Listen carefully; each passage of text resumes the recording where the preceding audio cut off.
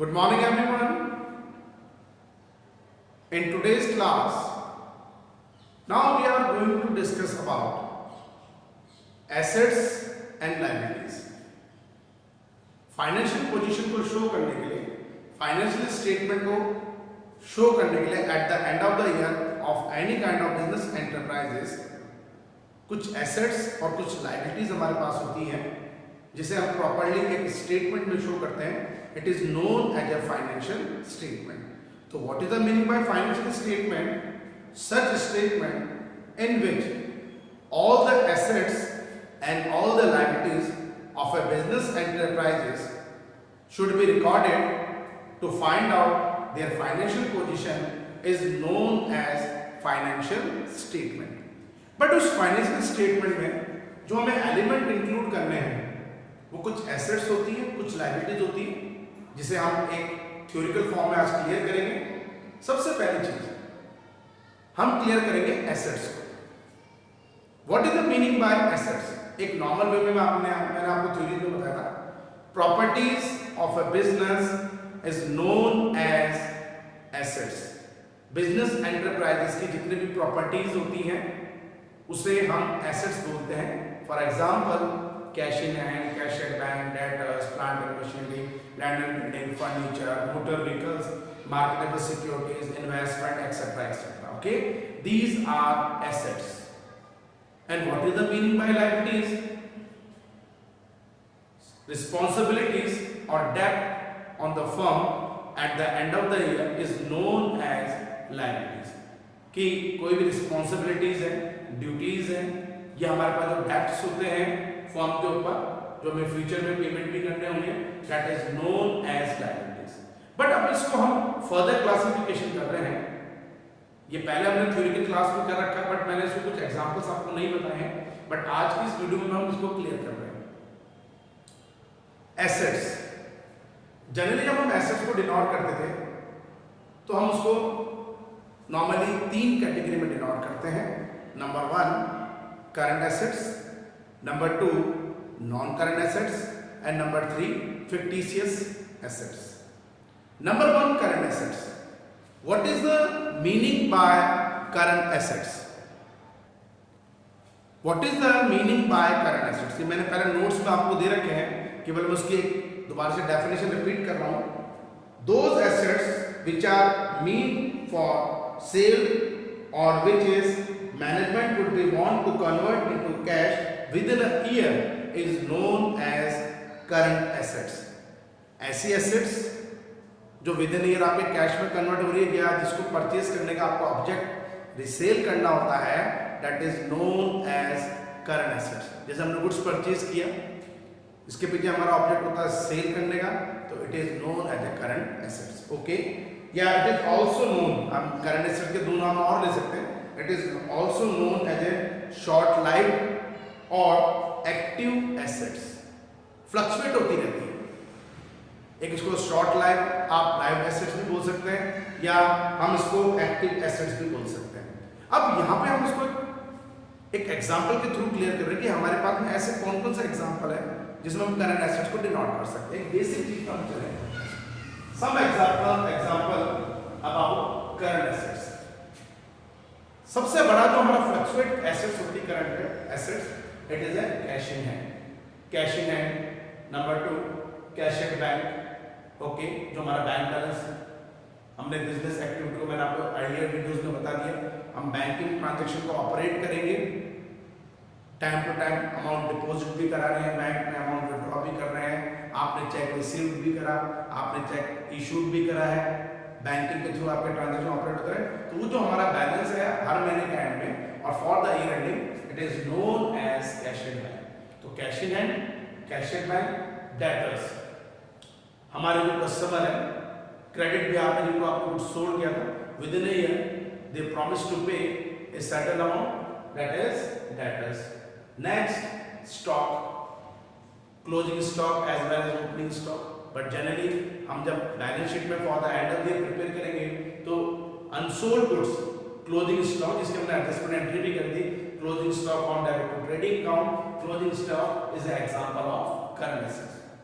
Bill receivable, bills of exchange, customer आपको एक promise करता है, आप उसको एक बिल्स ऑफ एक्सचेंज सेंड करते हैं, you will pay me after 3 month 2 month, और वो उस चीज को एक्सेप्ट करता है उस ऑफर को, that is a bill receivable. लेकिन विद इन ए ईयर आपको ये भी कन्वर्ट हो रहा है कैश में, ये भी एग्जांपल हो गया करंट एसेट्स का। Next short term investment. Investment long term भी है और इन्वेस्टमेंट शॉर्ट टर्म भी है। अगर लॉन्ग टर्म इन्वेस्टमेंट है it is a part of non current assets, but investment एक विद इन अ ईयर के लिए आप कहीं कर रहे हैं, it is known as a short term investment. Okay, next marketable securities, short term investment का ही पार्ट होता है। हम म्यूचुअल फंड्स वगैरह में, गवर्नमेंट सिक्योरिटीज वगैरह जो होती है हमारे पास में, या शेयर्स मार्केट में पैसा इन्वेस्टमेंट कर रहे हैं, ये मार्केटेबल सिक्योरिटी जो रिस्क पे चलेगा, पैसा इंक्रीज भी कर सकता है, डिक्रीज भी कर सकता है, ये आपकी रिस्क पे है marketable securities. But marketable securities also converted with in a year in a cash, so it is example of A current assets. Okay, ये कुछ एग्जांपल हमने लिए करंट एसेट्स के। Okay, number 2 non current asset. जैसे मैं एक बात करूं, इसके बाद में number 2 non current assets. Okay,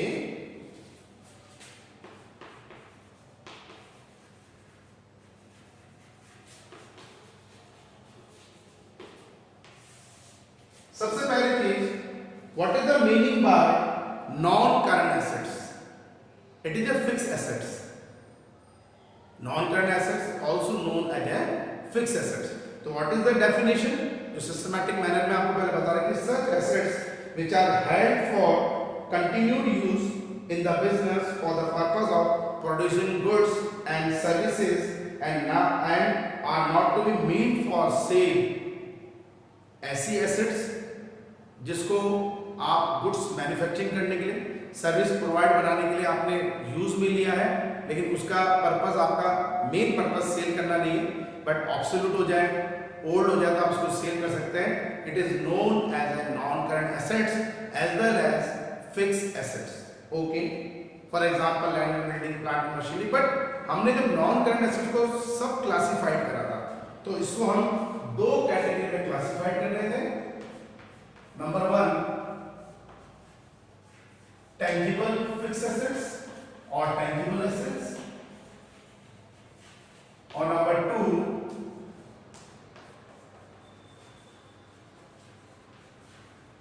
intangible fixed assets। What is the meaning by tangible fixed asset? कई बार आपको बता दिया है, tangible fixed asset mean those assets which can be seen or touched।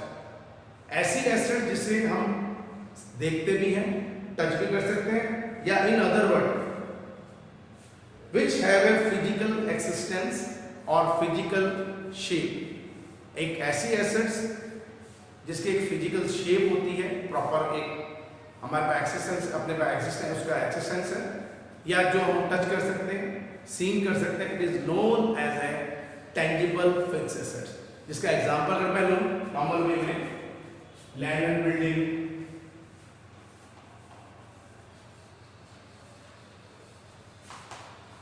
Plant and machinery,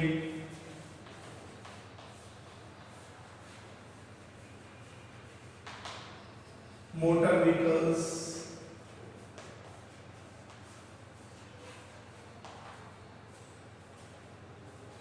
furniture and fixtures, business premises, household properties, business properties, ये कई examples होते हैं जो tangible fixed assets को हमें देखने हैं। Okay, intangible fixed assets, what is the meaning by intangible assets? Opposite कर लीजिए tangible का, those assets which do not have a physical existence so cannot be seen or felt। ऐसी जिसका कोई फिजिकल एक्सिस्टेंस नहीं होता है, कोई प्रॉपर्ली शेप नहीं होती है, जो हम ना तो सीन कर सकते हैं, ना हम फेल कर सकते हैं, जो दिखती नहीं है, हमें टच नहीं कर सकते हैं, that is known as a intangible fixed assets. For example, सबसे बड़ी जो इनटेंजिबल एसेट्स होती है गुडविल, रेपुटेशन और good name of the business, okay, patent, copyrights,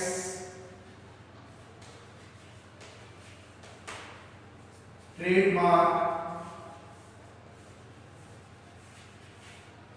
it is examples of intangible assets, okay.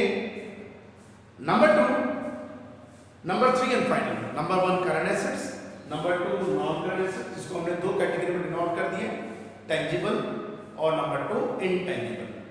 Number 3 and final, that is a fictitious या nominal assets. ये बहुत rare cases में होती है हमारे पास में, प्रैक्टिकल सम में बहुत रेयर केसेस में आपको मिलेगी, बट हम इसको जो थ्योरिकल फॉर्म में लेने तो क्लियर कर रहे हैं, पहले भी क्लियर करवा रखा है. These are the assets which can not be realised in cash और no further benefit can derive from these assets. That means हमें इसको कोई रियलाइज नहीं करना, but it is a part of assets. जैसे बैलेंस ऑफ पीनल अकाउंट, अगर debit balance है asset side में अगर आपको गिवन है तो it is a fictitious asset. Number 2 advertisement suspense account या एडवर्टाइजमेंट एक्सपेंसेस, हालांकि इसका बेनिफिट तो मैं ईयर टू ईयर मिलता रहता हूँ क्या मानते हैं, but it is a known as a fictitious assets, okay. ये हमारे पास में हो गया जो हम पार्ट कर रहे हैं. एसेट्स को हमने डिनोट कर लिया, number 1 current assets and number 2 non current assets. After the discussed about assets, now we are going to discuss about liabilities or responsibilities, debt of the business enterprises. What is the meaning by liability? It's referred to the amount which the firm taken to the outsider, or in other words, liabilities are the debt which will be paid in future. Responsibilities, debts जो हमें future में payment करने अपने outsiders वगैरह को, external persons वगैरह को, that is known as a liabilities. अब हम अपने लायबिलिटीज को भी क्लासिफाइड करेंगे. तो मेनली लायबिलिटीज दो कैटेगरी में क्लासिफाइड होती है. Number 1 internal liabilities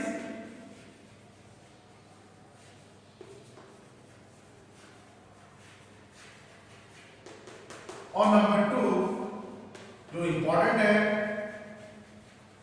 external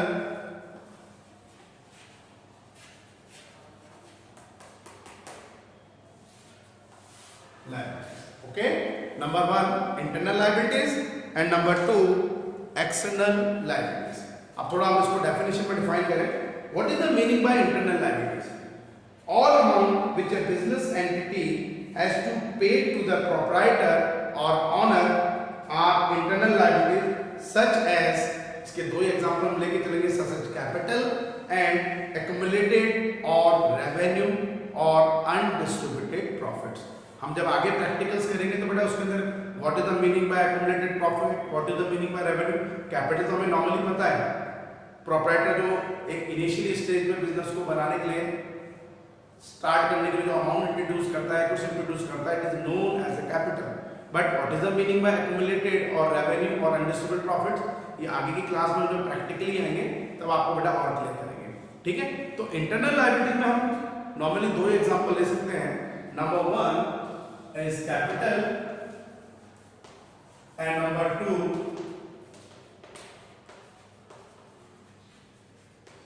accumulated or revenue profits. इसके भी कुछ एग्जांपल्स होते हैं, वो हमें आगे क्लियर करने, अभी हम इसको नहीं ले रहे हैं. बट सबसे इंपॉर्टेंट चीज आउटसाइड लायबिलिटीज या external liabilities. What is the meaning by external liabilities? एक सिंपल वे में हम चले, all amount which a business entity has to be paid to the outsiders or external persons are known as external liabilities, such as example में और भी हम करेंगे creditors, bill payers, bank loan, etc. etc. कि firm जो अपने external persons को पे करेगी एक अमाउंट, दैट इज मतलब ऐसी ड्यूटीज या ऐसी रिस्पॉन्सिबिलिटीज या ऐसे डेब्ट्स जो बिजनेस एंटिटी अपने आउटसाइडर्स को पे करती है, that is known as external liabilities. अब अगर मैं एक्सटर्नल लायबिलिटी को भी सब क्लासिफाइड करूं तो हम जनरली इसको भी दो कैटेगरी में क्लासिफाइड करेंगे. Number 1 non current liabilities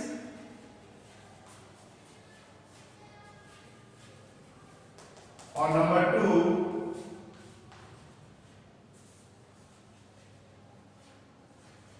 current liabilities, non current and current liabilities. अब हम जब इसको नॉन करंट लायबिलिटीज या करंट लायबिलिटी में डिनोट करेंगे तो नॉन करंट लायबिलिटीज का मतलब क्या हो गया? What is the meaning by non current liabilities? Simple definition में such liabilities which fall due to payment in a relative long period, normally more than 1 year. ऐसी लायबिलिटीज जो हमें 1 ईयर से ज्यादा मतलब 1 ईयर से ज्यादा टाइम के लिए मिलती है, तो आपको पेमेंट आफ्टर 1 ईयर करना पड़ेगा, फॉर अ लॉन्ग पीरियड के लिए अपने पास पेमेंट करना पड़ेगा, that is known as a non current liability. जिसका हम एग्जांपल ले सकते हैं दूसरा बैंक ऑफ, इसमें भी नॉर्मली बात होती है हाउसिंग लोन वगैरह जो होता है हमारे पास में, या बिजनेस लोन्स वगैरह जो होते हैं वो मोर देन 1 ईयर के लिए होते हैं, तो हम इसको लॉन्ग टर्म लायबिलिटीज में जो है नॉन करंट लायबिलिटी में डिनोट करेंगे। Okay, number 2 long term loan. अगर आपने किसी एक्सटर्नल पर्सन से भी लोन ले रखा है, बैंक से नहीं लेके, बट मोर देन 1 ईयर के लिए है, तो that is non current liabilities. Long term borrowings, same कीजिए वैसे loan.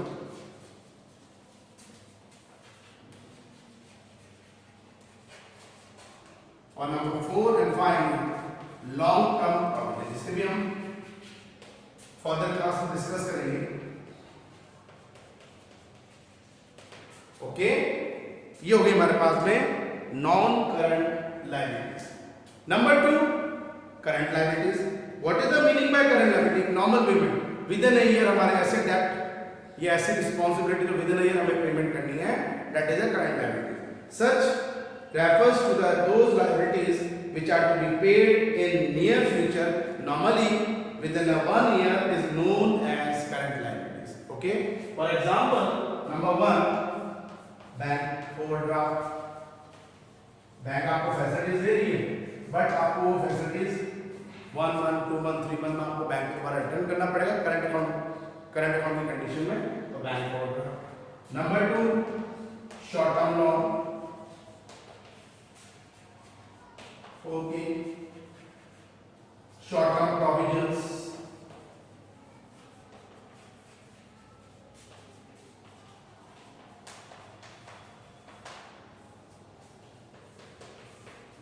Short term borrowings,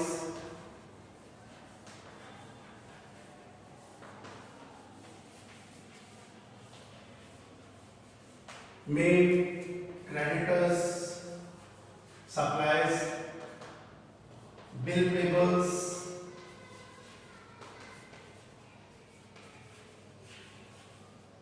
outstanding expenses,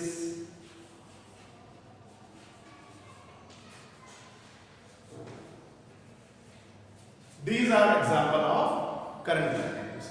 Okay, तो आज की क्लास में हमने जो डिस्कस करा है वो classification of assets and liability को क्लासिफाइड करा है। एसेट्स मेनली क्या होते हैं, सब डिवीजन इनका क्या है, सब क्लासिफिकेशन क्या है, लायबिलिटीज क्या क्या है, इसको सब क्लासिफिकेशन आप कैसे करेंगे, उसके बाद में उसका भी सब क्लासिफिकेशन हमने करा है, और विद एग्जांपल इसके कुछ हमने पार्ट लिए हैं कि करंट लायबिलिटीज में आप क्या क्या चीज इन्वॉल्व कर सकते हैं, करंट एसेट्स में क्या क्या चीज इन्वॉल्व कर सकते हैं। ओके, तो आज की क्लास में हम आज की वीडियो में इतना ही करेंगे।